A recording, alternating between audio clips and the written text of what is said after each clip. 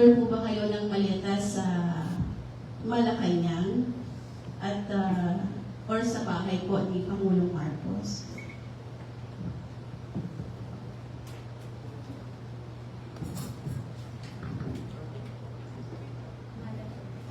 Ako po si Bernard Tube. Nakapag-deliver po. Ilang oras lang ang nakakaraan ay binulaga na naman tayo ng isang kontrobersiya kung saan 18 former Philippine Marines na dating mga kasamahan ni Orly Gutesa ang nagkumpirma ng storya ni Orly Gutesa at sinuportahan ang nauna ng pahayag ni Orly Gutesa. Ano ang implikasyon ng mga revelasyon na ito ng mga dating Philippine Marines? Yan po ang pag-usapan natin ngayong gabi. Ito po muli si Attorney Mike Operario.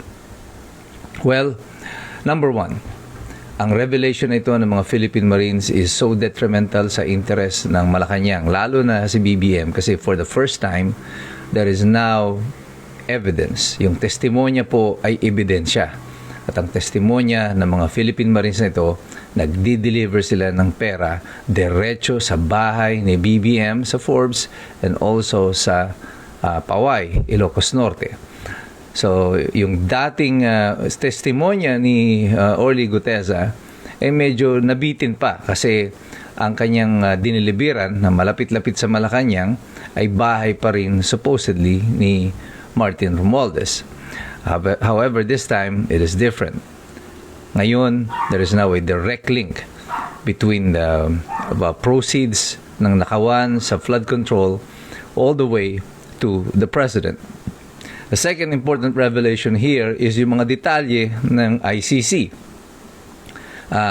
Ngayon, ito ay isang bagay na matagal nang umuugong noon pero walang ebidensya na mailabas. Mayroong perang ginastos ng pamahalaan na panuhol dito sa mga representante o representatives ng ICC. At lumalabas nga ngayon sa kanilang pahayag na sa pamamagitan ni Trillanes, may mga perang napunta sa mga investigador ng ICC at ito ay sa pamamagitan ni Antonio Trillanes.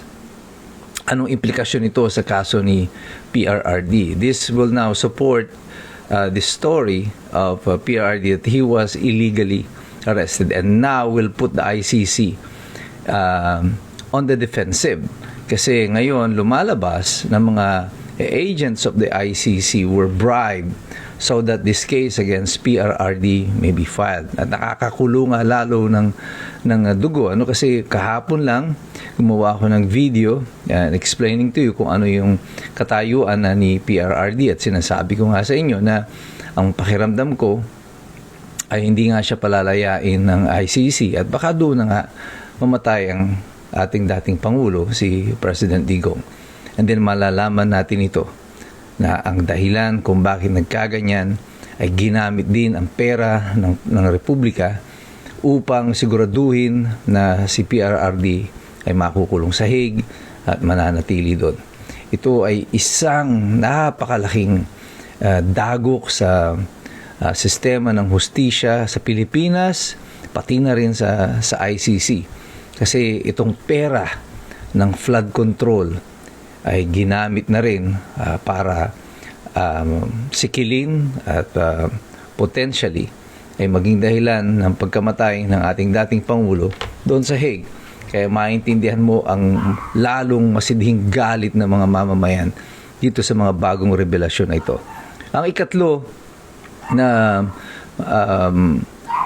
magandang pagtuunan ng pansin dito ay yung mga detalye ng distribution ng pera sa mga miyembro ng Kongreso, lalo na ng Quadcom, na kung saan kada hearing pala ng Quadcom ay mayroong pamimigay ng perang ginagawa ang Malacanang para dun sa mga investigasyon na ito. Sinasabi na nga natin, talagang kitang-kita mo naman na ang investigasyon na ito sa Quadcom ay talagang nakadesenyo upang gipitin lamang si VP Sara at ang lahat ng kanyang mga kaalyado. At parang gigil na gigil sila. At kaya pala, kung totoo itong revelasyon ng mga Philippine Marines ito, naintindihan na natin kung bakit ganito na lang ang gigil nitong mga miyembro ng Quadcom na ito. At meron palang insentibo para sila ay maging ganito at babuyin na nila yung sistema ng investigasyon dahil may pakinabang nga. At ang ginawa nito mga Philippine Marines nito, binigay nila sa atin ng detalye kung magkano ang aktual na pakinabang. Between 5 to 10 million kada hearing. At wala sa kanila yung pera na nagagastusin kasi galing din naman pala yan doon sa flood control. Now, marami ang mga dito sa Dilawan, yung mga sa mga pink at sa mga kaalyado ng administrasyon ang nagsasabi na ito daw parang pakulo lamang kasi hindi daw umubra yung playbook kay Gutesa. Ngayon uulitin, mas maraming mga sundalo. But what you don't realize is that Orly Gutesa is missing. His family is in trouble. Si Orly Gutesa put his life on the line. He is at risk. He could probably be dead for all we know. And here we are at merong 18 pa na mga Philippine Marines and eventually naglakas na ng loob na ilahad ang katotohanan.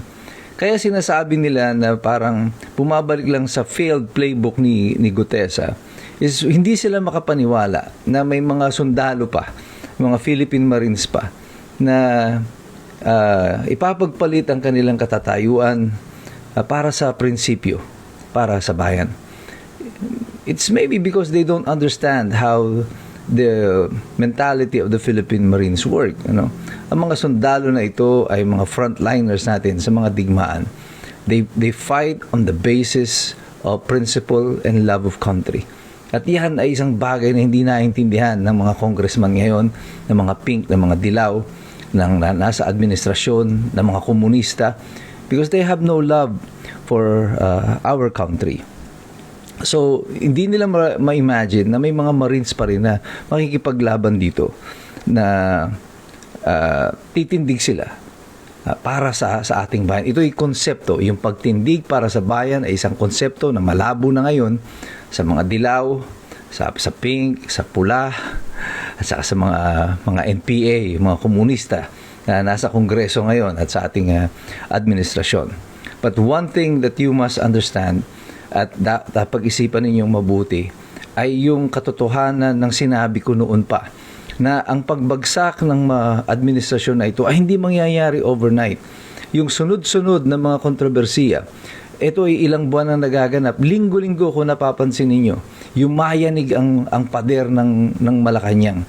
Sunod-sunod na mga pasabog, mga paputok at kung saan-saan mga sektor nang gagaling ito. Nagkaroon ng kontrobersiya sa droga, sa sex scandal ng Pangulo, yung kanyang pagkakasakit, and then now this. Lahat ng ito ay imposible namang na plano lamang ng oposisyon na matatawag yung mga Duterte camp. I don't think none of them would have imagined that the Philippine Marines na ito ay gigisingin ang kanilang konsensya at titindig sila para sa ating bayan. But one thing is for sure, all of these controversies na sunod-sunod na nangyayari ay indikasyon at pahiwatig ng patuloy na paghina ng administrasyon. This is a sign of an ever-weakening presidency. Kaya pumapalag na ngayon ang mga tao sa paligid ni BBM is because people now realize and they recognize that they are serving a weak leader. That he will be gone in a few months at kaya sila ay pumuposisyon na sa labas ng Malacanang kasi alam nilang wala nang magagawa ang administrasyon laban sa kanila and they can now fight the administration. That is the symbol of what is happening today at iyan ang mas dapat nating pagmasdan. Today is the 40th anniversary of EDSA 1. With all of this happening in our country, so nagaganap ito sa ating bansa. Marami pa ang mga susunod na kabanata. But one thing is for sure, the foundation of power in Malacanang has been shaken.